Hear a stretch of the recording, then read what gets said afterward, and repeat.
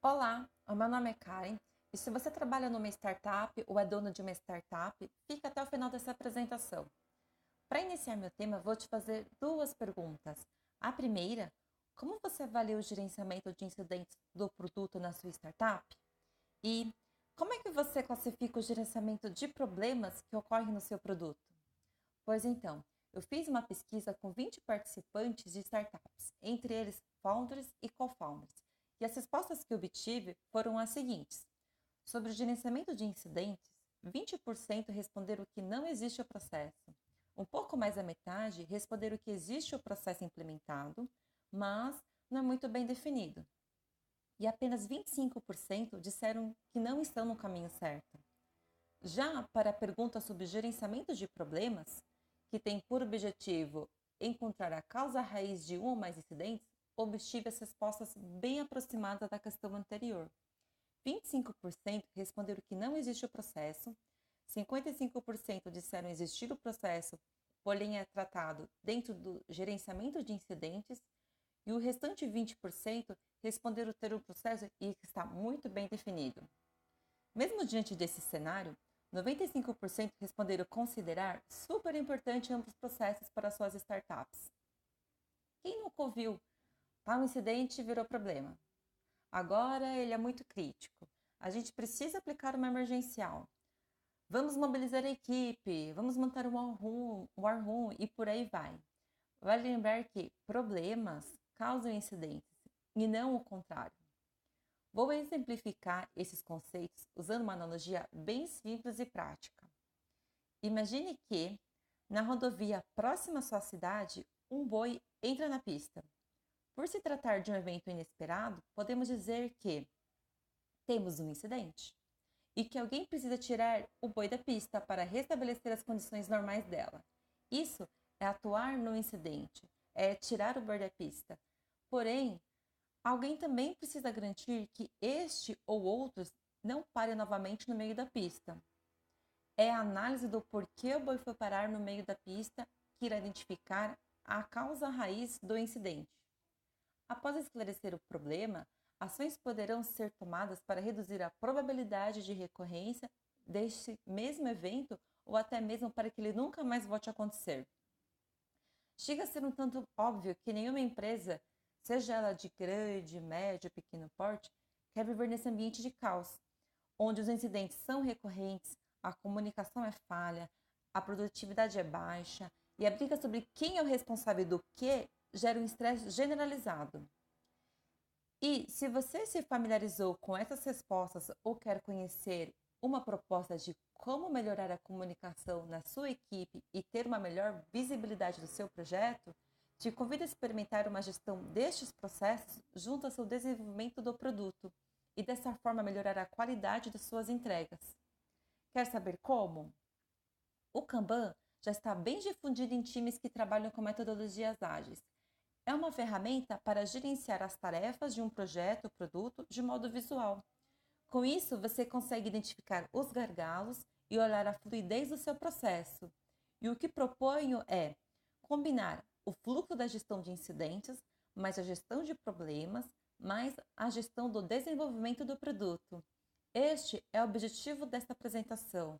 Vamos usar um Kanban diferenciado para melhorar a forma de trabalho. Mas antes, vamos combinar aqui algumas recomendações e definir responsabilidades. R1. Ter um time multidisciplinar é muito importante, pois ele é capaz de desenvolver e dar suporte ao ambiente produtivo. R2. Será melhor se você designar um responsável dedicado aos incidentes enquanto durar a sprint do desenvolvimento do projeto. 3. Utilize o sistema de rodízio entre os membros do time. Assim, você não desmotiva a pessoa que só fica resolvendo os incidentes. Você pode trocar ela a cada semana, mês, sprint. É um modo também de você disseminar o conhecimento entre a equipe. 4. Classifique sempre os incidentes. Isso ajuda a equipe a atuar de maneira mais eficiente. 5. Estabeleça SLAs alcançáveis para cada tipo de prioridade do incidente.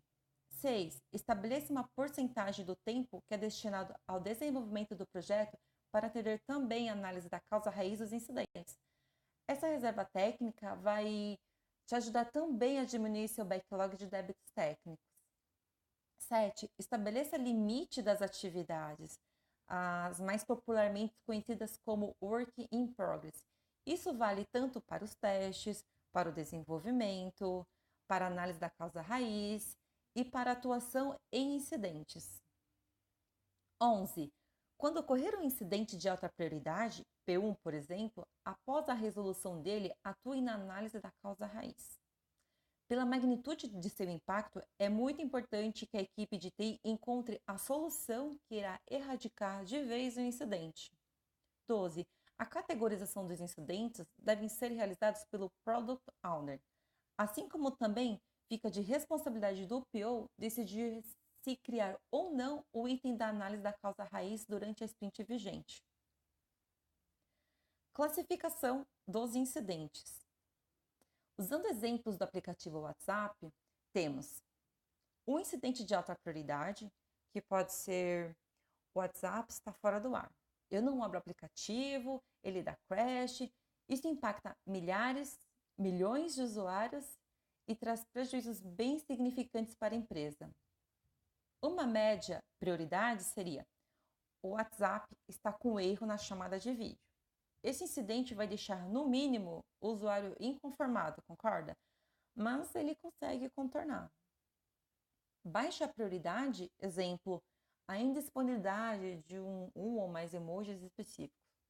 Esse tipo de incidente pode ser contornado e não interrompe o negócio. Para chegarmos nessa classificação, podemos usar a seguinte matriz, usando a gravidade versus frequência do incidente. Então, se ocorre sempre e não é possível encontrar, P1. Mas, se ocorre sempre, porém existem alternativas, ou acontece às vezes ou raramente e não consegue contornar, trata-se de um P2. É um P3 se acontece sempre, entretanto consegue realizar as tarefas, ou se acontece às vezes e pode existir alternativas, ou não é impeditivo para realizar as tarefas. Finalmente, um P4 é quando ocorre raramente e existem alternativas ou consegue realizar as tarefas. Feita a classificação, precisamos definir o que temos para restabelecer o serviço. Qual é o prazo que temos para ele voltar a acontecer, para ele não voltar a acontecer? Apenas para exemplificar aqui, deixei P1 com um prazo de 2 horas, um P2 de 8 horas, mas o ideal é que seja definido com o PO e o time, porque são eles que irão atuar no incidente. Dado o contexto, mãos à obra. O que teremos neste Kanban? Cartões de incidentes com a sua identificação, a sua classificação. Aqui a gente até pode adotar os artifícios de cartões coloridos para mostrar visualmente o que é alta, o que é média e baixa prioridade. E apontar o SLA e o deadline para a resolução. Não podemos esquecer que quem irá atuar neles é a figura do bombeiro, que literalmente irá apagar os incêndios que vão surgindo durante a sprint. Agora, tanto para o cartão da análise da causa quanto das melhorias evolutivas do produto, essas serão tratadas pela equipe Scrum. Porém, se caso for necessário, nada impede que também atuem de modo pontual na resolução dos incidentes. E isso pode acontecer naturalmente, é mais uma questão de comunicação entre o time. O PO, como já comentei, deve ter participação ativa para classificar os incidentes entrantes, orquestrar quando a análise da causa do incidente vai ser tratada, por exemplo, agora vai para o backlog do produto, ou entra na sprint vigente. E por último, o Scrum Master, que é quem dá o suporte para cumprir o fluxo deste Kanban, além de ser o facilitador de algumas cerimônias. Este Kanban é sim um pouco extenso, mas se você reparar, é como se eu tivesse 2 Kanbans em um só. Por quê? Essa primeira parte em roxo é o fluxo da resolução dos incidentes, onde eu limito que apenas um incidente será resolvido por vez. Mostra quantos incidentes eu tenho de cada categoria, qual eu vou realizar primeiro. É nesta zona que o bombeiro de incidentes vai atuar. seria como um corta-fogo da equipe de desenvolvimento, para blindar que influências externas tirem o foco da equipe. Já nessa segunda parte, para exemplificar, deixei uma reserva técnica de 20% da capacidade do time com o work in progress limitado igual a 1, para que ele atue nas análises. E o demais 80% deveria ficar para tratar as tarefas planejadas da sprint. Nesse caso, adotei o work in progress igual a 2. Começa a sprint. Eu tenho 4 tarefas planejadas e cada dev começa a puxar uma por vez. E era como de se prever, os incidentes vão ocupando o Kanban. É importante sempre classificá-los, assim o bombeiro sabe em qual delas ele deve atuar primeiro. Observe que não há espaço para um terceiro desenvolvimento. Nesse caso, o Dev 3 deveria ter 2 opções: puxar uma história fora da sprint backlog ou atuar no incidente em conjunto com o bombeiro. Veja que o incidente P1, que entrou na fila, é o primeiro a ser tratado pelo bombeiro. Incidentes podem entrar a qualquer momento no Kanban. O que deve ser combinado com o PO é a prioridade da sua análise após a resolução do mesmo. Note que o Scrum pede para que Dev 3 atue com o bombeiro. Juntos podem ser mais efetivos na resolução. E lá vem mais incidentes adicionados no Kanban. Recebemos um alerta do PO sobre estes itens de prioridade 3. Enquanto os demais devs desenvolvem suas tasks e posteriormente colocam na fila de prontos para testar, Dev 3 o bombeiro resolve o incidente e na sequência o PO alerta: olha, este P1 aqui não deve voltar a ocorrer novamente. Dev 3 já se prepara para criar um novo cartão e coloca dentro do processo de problemas. Perceba que o bombeiro puxa um incidente de prioridade média e não aquele de prioridade baixa, mesmo sabendo que aquele IP4 tenha chegado antes ao Kanban.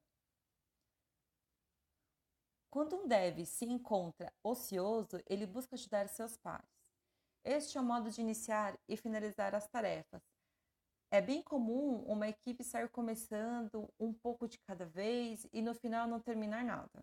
E acaba que não entrega nenhum valor para o cliente. Vale dizer também que nessa equipe, a pessoa que desenvolve não é a mesma pessoa que testa o que fez. É interessante fazer esse review cruzado porque assim tentamos evitar vícios de desenvolvimento. Uma vez analisada a causa, ela vai para a sprint backlog e tem prioridade frente às demais tarefas. Dev 3 puxa imediatamente a análise para o desenvolvimento. E com essa movimentação, começamos a perceber que a coluna de testes atinge o seu work in progress igual a 2. Por que a gente limita isso? É para evitar que gargalos no meio do fluxo comecem a acontecer. Então, para que uma nova task esteja testada, é preciso que estas duas que estão em work in progress sejam finalizadas. O bombeiro aqui, ele viu que o SLA já estourou e marca seu cartão como atrasado. Isto mostra para a equipe que ele precisa de ajuda, e aí cabe ao time se auto-organizar e identificar quem está com menos carga, para poder tirar o boi da pista. Não vou seguir com esse passo a passo, mas acredito ter conseguido passar um resumo de como aplicar o Kanban. Finalmente, a equipe completa todos os seus itens planejados. Note que até teve um espaço para puxar aquela tarefa que não estava planejada e acabou entrando pelo backlog de débito técnico. Olha que bacana isso. Os incidentes não precisam estar sincronizados com o fim da sprint. Se caso após a publicação da sprint em produção houver novos incidentes, recomeçamos o ciclo. Fim da sprint. E se você quiser acessar na íntegra a pesquisa que deu origem a essa proposta, claro que nela abordei muito mais temas, acesse via QR Code ou pelos links da descrição desse vídeo logo abaixo. E se você quiser deixar seus comentários, por favor, responda a pesquisa de feedback.